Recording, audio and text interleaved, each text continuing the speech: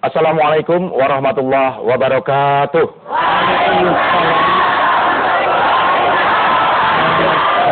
Alhamdulillah pemirsa Indosiar dan ibu-ibu yang hadir di studio pagi ini, kembali kita sama-sama lagi di sini, tentunya di Mama dan A bersama bebas gerak tanpa kaku dan nyeri sendi. Pemirsa, buat Anda yang di rumah pagi hari ini, Anda bisa menghubungi 565-5676 atau 565-5680 yang ingin curhat melalui telepon, atau bisa juga melalui Skype. Silakan di @blue_id kami di Mamah AA beraksi. Ya, ibu-ibu, apa kabar Bu? Sehat? Sehat ya Bu? Alhamdulillah. Izin sama suami nggak ke sini? Udah dibikinin nasi suaminya? Belum lah, ya. Ditinggalin duit gak suaminya? Buat beli nasi uduk ya. Namanya itu bakti seorang istri kepada suami. Iya. Ibu pengen gak rezekinya banyak? Udah ngerasa dapat rezeki banyak belum? Kalau ada teman kita Bu, kalau ada teman kita, teman ibu semajelis taklim dapat rezeki, ibu seneng apa? Dibagi nggak? Ya. Tapi ini banyak di antara kita, kalau kita punya teman atau punya orang atau tetangga punya rezeki, ada di dalam hati kita merasa iri. Ada kadang-kadang keinginan untuk, alah dia dapat mulu rezeki, kapan gue dapatnya gitu ya. Oke, kita akan membahas tentang menjegal rezeki orang. Dan sekarang kita akan ikuti tausiah Mama tentang menjegal rezeki orang. Silakan Ma. Bismillahirrahmanirrahim. Assalamualaikum warahmatullahi wabarakatuh.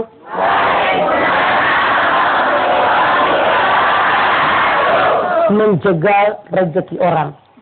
Apa sih yang disebut dengan rezeki? Segala nikmat karunia yang Allah berikan kepada kita yang jumlahnya tidak akan terhitung. Allah berfirman, wa in ta'uddu nikmatallahi la tuhsuha. Kalau kalian menghitung nikmat Allah tidak akan terhitung. Betapa banyak nikmat, karunia, rezeki yang Allah berikan kepada kita. Semua makhluk hidup rezekinya Allah sangat tahu. Wa ma min dabbatin fil ardi illa 'ala Allahi rizquha wa ya'lamu mustaqarraha wa mustawda'aha kullun fi kitabim mubin. Surat Hud ayat 6. Allah, semua binatang yang melata di muka bumi itu Allah sangat tahu rezekinya, tahu penyimpanannya, tahu tempat tinggalnya. Semua tercatat dalam kitab Lauhil Mahfuz. Jadi sudah sangat jelas. Tidak ada satupun makhluk yang hidup di alam dunia yang tidak mendapatkan rezeki. Apa sih syarat-syarat mendatangkan rezeki? Yang pertama, silaturahim. Man ahabba ayyub satalahu fi rizkihi wa yunsa'u lahu fi atharihi falyasir rahimahu. Siapa yang pengen rezekinya banyak, pengen umurnya panjang, silahkan sebanyak silaturahim. Ibu datang ke Indosiar dapat nasi kotak. Coba kalau nggak ke Indosiar nggak dapat nasi. Pulangnya dapat kue, dapat uang transport. Gara-gara apa? Gara-gara silaturahim. Kalau Anda nggak silaturahim nggak datang. Yang kedua, yang mendatangkan rezeki itu adalah ketakwaan. Wa may yattaqillaha yaj'al lahu makhrajan wa yarzuqhu min haitsu la yahtasib. Barang siapa yang takwa kepada Allah, Seberat apapun masalah, jalan keluarnya pasti ada. Dan Allah memberikan rezeki dari arah yang tidak pernah kalian duga. Banyak sekali ayat Al-Quran yang menyatakan bahwa ketakwaan itu mendatangkan keberkahan rezeki buat kita. Anda lihat Al-Araf 96. Lau anna alal Qur'an amanu wattaqau lafatahna alaihim barakatim minas sama'i wal ard. Walakin kazzabu akhadnahum bima kanu yaksibun. Kalau seandainya penduduk suatu kampung, penduduk suatu negeri beriman dan bertakwa kepada Allah, niscaya Allah buka pintu barokah dari langit. Amin. Amin. Pintu barokah dari bumi. Amin. Tapi kalau mereka mendustakan ayat-ayatku, nauzubillah azabku sangat pedih. Ketawakalan juga menyatakan rezeki. Wa may yatawakkal 'alallah fahuwa hasbuh. Siapa yang bertakwa kepada Allah, maka segala kebutuhan hidupnya akan dicukupi. Mau nggak dicukupi kebutuhan kita? Namun, tadi kan Abdul udah bilang, ada orang yang iri dengan rezeki orang. Sehingga begitu kira-kira ada orang lain punya rezeki, dijegal sama dia. Bahkan banyak di lingkungan kita saat ini. Padahal jelas Allah menyatakan, la ta'kulu amwalakum bainakum bil batil. Waktu dulu biha ilal hukami ta'kulu bainan nasi bil ismi wa antum ta'lamun. Al-Baqarah 188. Jangan makan harta orang lain dengan cara yang batil. Jangan nyogok hakim untuk memenangkan perkara padahal kamu tahu itu hak orang. Ini kan menjegal harta orang, menjegal rezeki orang. Contoh, orang kampung petani mau berjualan ke kota. Dijegat di tengah jalan sebelum naik mobil sama pedagang. Padahal petani tadi belum tahu harga dagangan yang mereka bawa. Dihargai dengan yang murah, lebih murah dari harga pasaran. Dia cuma memikirkan yang penting saya untung. Petani mah sebodoh amat. Banyak yang begitu. Itu menjegal rezeki orang. Aturan petani kalau sampai ke pasar rezekinya banyak, misalnya kalau timun 10.000 sekilo misalnya saja, dijegat di jalan cuma 2.000, 3.000, itu kan nggak sedikit. Betapa banyak mereka yang dirugikan. Petani udah capek bertanam, metikinnya lagi, mikulnya lagi, dijegal di tengah jalan. Jual beli ini halal, tapi dibenci oleh Allah karena merugikan orang. Contoh, yang menjegal rezeki orang itu yang mana? Misalnya saja sistem ijon. Sekarang padi nih baru ditanam sebulan 2 bulan. Lalu tengkulak bayar ngasih pinjaman ke petani buat beli pupuk, buat beli ya orang yang rambet, buangin rumput dan sebagainya. Dibayarnya nanti dengan ini sehektar sekian, sehektar sekian. Itu kan sistem ijon. Atau di perkebunan pisang. Pisang baru jantungnya doang nongol, udah dihargain tuh sama tengkulak. Saya beli nih sekian ratus pohon pisang sekian. Itu akan merugikan petani. Dia akan menyesal. Cuma mau bagaimana lagi karena dia orang miskin. Tidak sedikit orang yang punya kebun rambutan, yang punya kebun mangga. Itu dirugikan gara-gara rezekinya dijegal oleh orang-orang kaya. Contoh yang sekarang jangan jauh-jauh, raskin. Tahukah Anda raskin? Tahu. Apa arti raskin? Raskin. Hak orang kaya, hak orang miskin. Ada nggak orang kaya yang makan? Disegat tuh truk yang mau menyumbang ke suatu tempat oleh orang kaya. Dibeli dengan harga murah karena memang raskin. Dicampur dengan belas, dijual sama dia dengan harga lebih mahal. Ini kan mencegah rezeki orang. Orang miskin mungkin terkatung-katung, kasihan mereka. Ini nggak sedikit. Anda tahu gas melon hijau yang 3 kilo?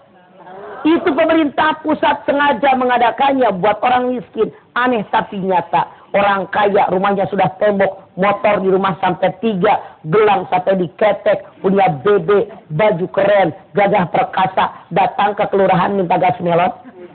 Itu kan menjaga rezeki orang miskin. BLT jangan jauh-jauh. Didengung-dengungkan dari zaman SBY sampai zaman Jokowi. Itu BLT itu kan bantuan langsung tunai buat orang miskin. Kenyataannya orang kaya banyak yang antri di kantor pos, gagah perkasa, naik motor, jaketnya juga keren, pakai BB, pakai gelang, rantai emas, antri BLT, sementara fakir miskin terkapar nggak kebagian. Itu kan menjegal rezeki orang. Makanya yang namanya RT, RW, lurah di ujung tumbak daripada pemerintahan ini yang langsung ke akar rumput di masyarakat harus benar-benar jujur, jangan KKN. Di kita mah banyak yang KKN. Keluarga lurah, keluarga RW dipanggil semua bantuan BLT. Orang miskin, nenek-nenek terkapar, nggak punya makan acan, nggak kebagian. Di mana pikiran mereka? Itu menjegal hak orang. Contoh, yang namanya jam kesda, jam kesmas, itu hak fakir miskin. Orang kaya pura-pura miskin. Atau maaf barangkali, ini kenyataan.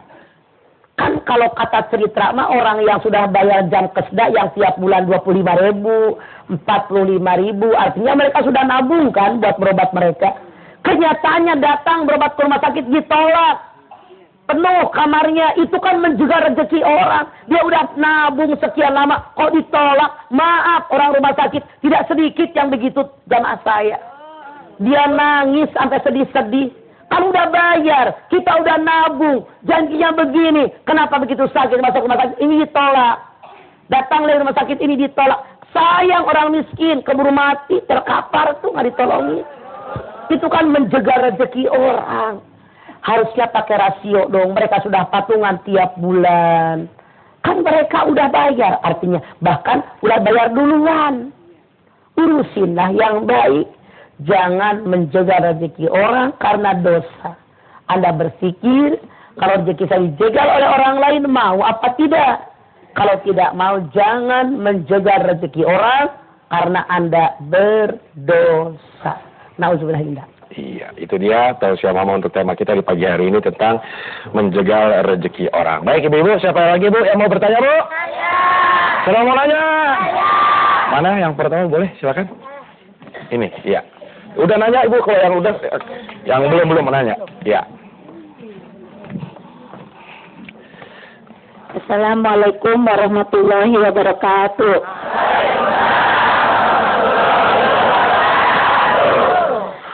Nama saya Mutia dari Al-Ikhlas Jelambar. Iya. Mama mau tanya dong. Curhat dong. Curhat dong.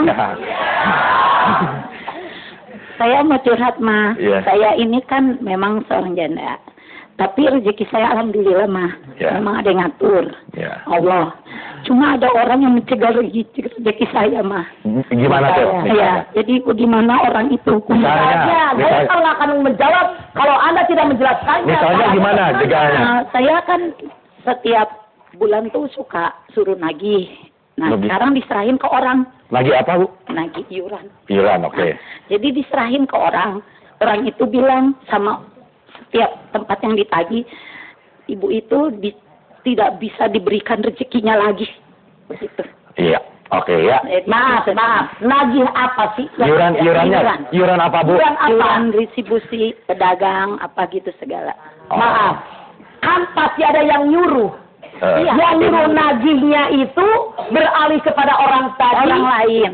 Iya. Dia bilang, yang nagih ganti saya itu bilang, sama orang yang biasa kita tagih, kok nggak ada si ibu itu nagih kemana? Jawabannya, dia udah nggak boleh, mau rezekinya udah nggak boleh dikasih. Maaf, belum. Apakah atasan Anda yang menggantikan Anda dengan orang yang kedua? Iya. Atau orang tadi yang ngusulin ke orang atasan Anda? Itu pertanyaan saya. Atasan yang ngusulin ke orang lain. Oke. Ya. Barangkali pemerataan rezeki itu mah. Oke, ya nanti akan dijawab dengan lebih jelas oleh Mama Dede. Silakan duduk dulu. Iya, baik.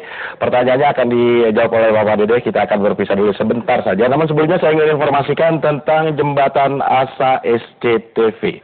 Anda bisa menyalurkan bantuan Anda lewat rekening BCA nomor 500 5192525 atas nama PT SCTV dalam kurung Jembatan Asa SCTV. Insya Allah nanti semua bantuan Anda, dana yang terkumpul akan diberikan kepada yang berhak, sebuah daerah yang memerlukan pembangunan jembatan atau perbaikan jembatan.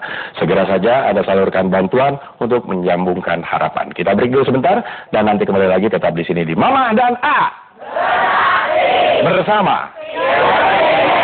Bebas gerak tanpa kaku dan nyeri sendi. Insya Allah, insya Allah, insya Allah.